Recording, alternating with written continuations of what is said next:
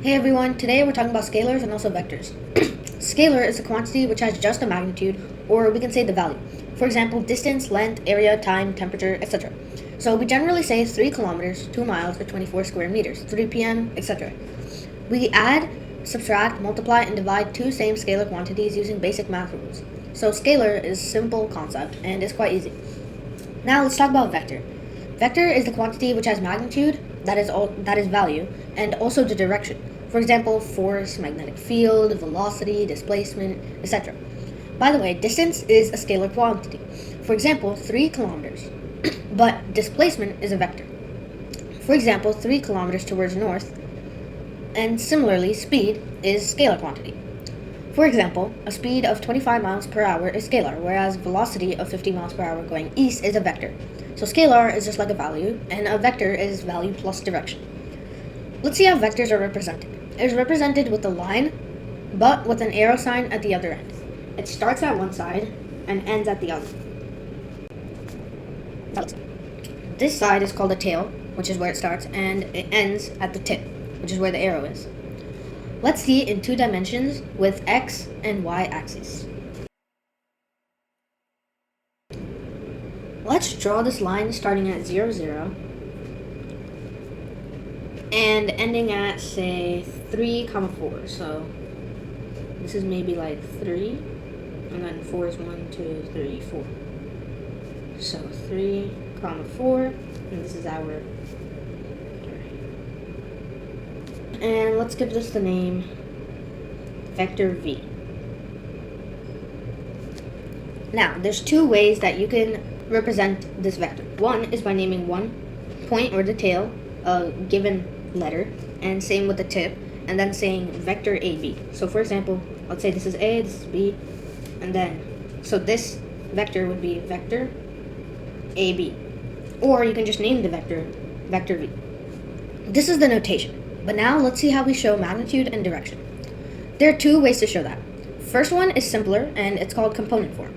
We use I, J for x and y components, and we can use the letter K for z-axis for 3D space. So I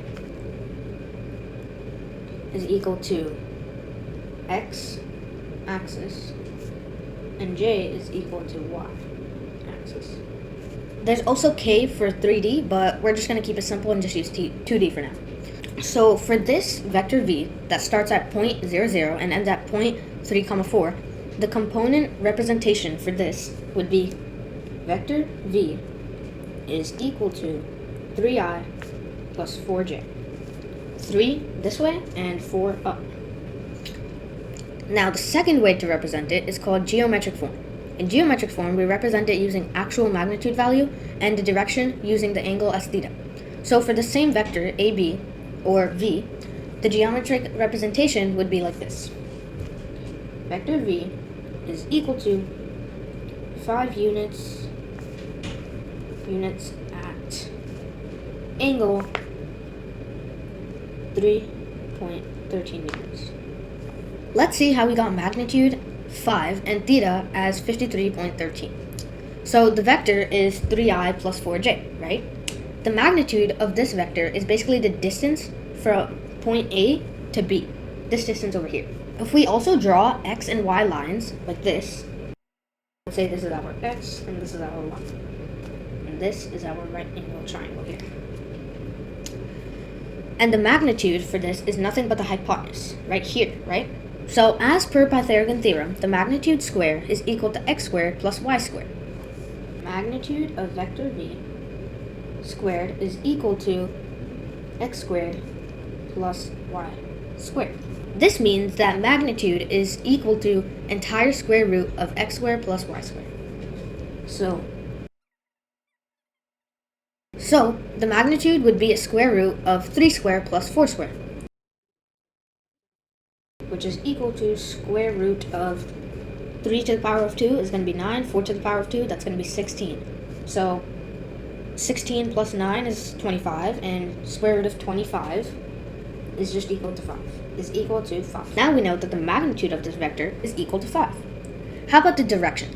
The direction is nothing but this angle right here. This one. Let's call it theta for now. And using trigonometry, the tan theta is equal to opposite over adjacent. The opposite is y and the adjacent is x.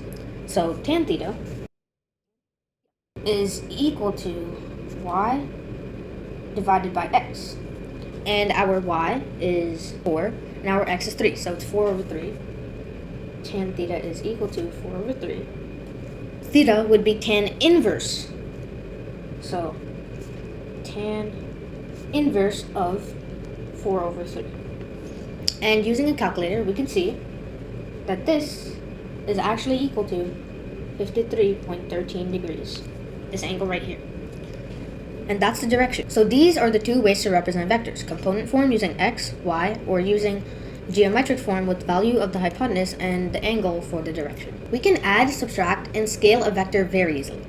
First, let's see scaling a vector. Multiplying a vector by some number means scaling it. We can multiply vectors by positive or negative numbers. It can be a big number or a small number, like some fraction. For example, we can multiply a vector by, say, 3. It'll grow the vector by 3 times, and the direction will remain the same.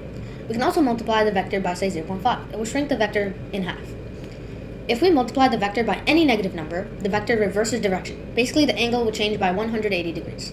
The magnitude will depend on the value. If it's a fraction less than 1, then it'll shrink. And if it's more than 1, then it'll grow. Let's see some examples. Let's say we have this vector right here is equal to 3i plus 4j. And let's say that we want to multiply this vector by 3 times 3. Then this means that our new vector will become vector v is equal to 9i, because 3 times 3, plus 12j, because 3 times 4. It will basically multiply both x and y components by 3, which is a scaling factor. Now let's multiply it by negative 1/2 and see what happens. So vector v, in that case, this will make our new vector, vector v, is equal to negative 1.5 minus 2j. As you can see, it changed the direction and both x and y components became half. Let me ask you, what would happen if we multiply a vector by 0? You got it. It'll become 0, and there won't be any vector at all. Let me show you this in, let's say, coordinate grid. And we made it bigger, times 3, so it would go off the page. It would go somewhere all the way up here, and up and up and up. And since we shrunk it by negative 1/2, it went half the size, but it also turned 180 degrees. So now it went from this to this. You see? And if we just made the vector 0, then it would just come all the way here, and there would be no vector at all. Addition of two vectors is also an easy operation. In component form, we just add their x values and their y values, and that would be our addition vector. For example, let's add vector v1 and v2. So, and let's say vector v2, then vector v3 is going to be equal to vector v1 plus vector v2, which is going to be equal to 3 plus 2i plus 4 minus 1j, which is equal to 5i plus 3j. So you see, we just add the i's together and the 4 and the j together. Geometrically, if we did this, we would have to use a tip-to-tail method. Here's how it works. So let's say this is our 3i plus 4j vector. This is 0, 0, and this is our vector v1, right? And our vector v2, 2i minus j. Okay, so now with this, we have to put our vector exactly at where this vector ends. So it should look something like this. It's not accurate, but this is how it would look. And now we just draw a vector like this. Boom, boom. And this is going to be our vector v3. Okay, and basically, this point where this vector ends is actually going to be 5i plus 3j, since we added this length and this length. So this is our geometric form for addition. Subtraction is also easy. Basically, it's like reversing the second vector and then adding it to the first. Reversing just means changing the direction, which means multiplying it by -1. So let's say we have to do vector v1 minus vector v2. It would be like this. Vector v3 is equal to vector v1 minus vector v2, which is equal to 3 minus 2i, right, plus 4 minus 1 j, which is equal to I plus 5j. We just multiply the x and y components of the second vector by -1 and then add it to the first vector. Geometrically, it basically means like this.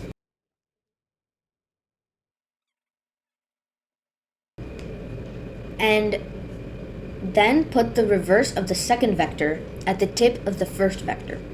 So basically,